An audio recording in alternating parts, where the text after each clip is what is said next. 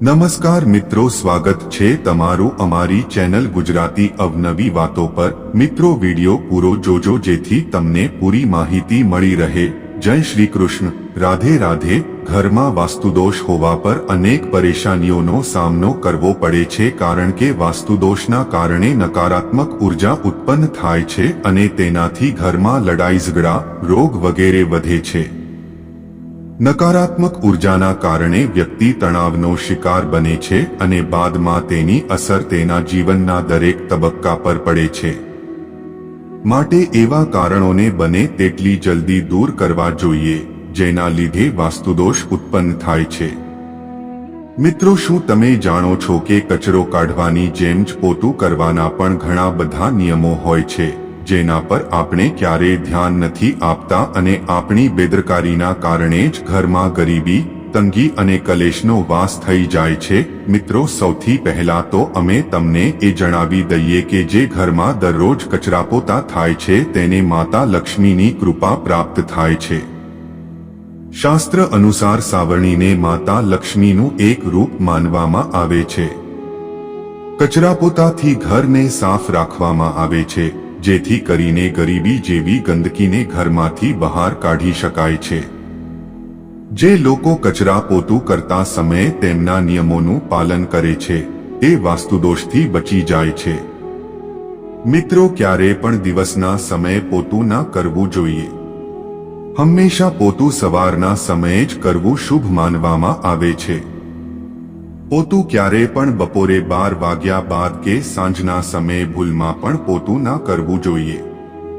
સવારના સમયે પોતું કરવાથી ઘરની અંદર આખી રાતની જે નકારાત્મક ઉર્જા જમા હોય છે તે બહાર નીકળી જાય છે, જેનાથી ઘર સાફ તથા શુદ્ધ રહે છે।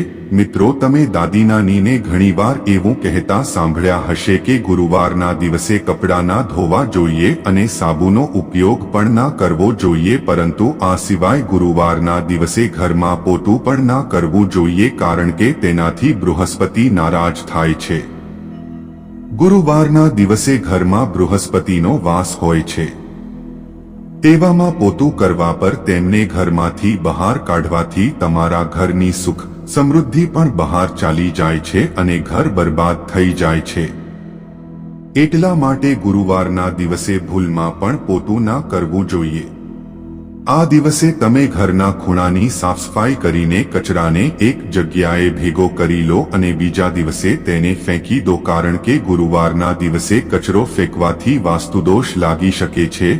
તમે ઘણીવાર જોયું હશે કે ઘરમાં નહાવાની ડોલ તૂટી જવા પર તેને પોતા કરવાના ઉપયોગ માટે કાઢવામાં આવે છે, પરંતુ તે ખોટું છે।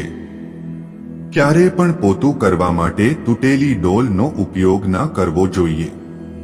તેને અશુભ માનવામાં આવે છે અને તેનાથી પોતું કરવાથી ફાયદાઓ પણ નથી મળતા। મિત્રો, પોતું હંમેશા ઉત્તર દિશાથી જ શરૂ કરવું જોઈએ, કારણ કે શાસ્ત્રમાં કોઈ પણ સારા કામ કરવા માટે ઉત્તર દિશાને શુભ માનવામાં આવે છે। ઉત્તર દિશાને કુબેર દેવતાની દિશા માનવામાં આવે છે, જે ધનના દેવતા છે। કહેવામાં આવે છે કે માતા લક્ષ્મી, ધનના દેવતા કુબેર, માતા સરસ્વતી અને બધા દેવી દેવતાઓનું આગમન ઉત્તર દિશા તરફથી થાય છે, જેના કારણે ઉત્તર દિશાને સૌથી પહેલા સાફ કરવી જરૂરી હોય છે। મિત્રો, જો તમને એવું લાગે છે કે તમારા ઘર પર કોઈની ખરાબ નજર લાગી ગઈ છે કે તમારા ઘરમાંથી બીમારી દૂર નથી જઈ રહી, તો આ સ્થિતિમાં તમે પોતું કરવાના પાણીમાં લીમડાના થોડા પાન નાખી દો। લીમડો ઘરને ખરાબ નજરથી બચાવે છે, સાથે જ તે ઘરમાં સકારાત્મક જાળવી રાખે છે। આ સિવાય ક્યારેય પણ ખરાબ કે ગંદા કપડાને પોતું કરવા માટે ઉપયોગમાં ના લેવું જોઈએ। આવું કરવું અશુભ માનવામાં આવે છે। ઘરની દરેક વસ્તુ વાસ્તુશાસ્ત્ર મુજબ હોય તે શક્ય હોતું નથી। આવી સ્થિતિમાં વાસ્તુદોષથી થતી નકારાત્મક અસરને ઓછી કરવા કે દૂર કરવા માટે વાસ્તુશાસ્ત્રમાં કેટલાક ઉપાયોનો પણ ઉલ્લેખ કરવામાં આવ્યો છે। આ ઉપાયો ખૂબ જ અસરકારક પણ છે।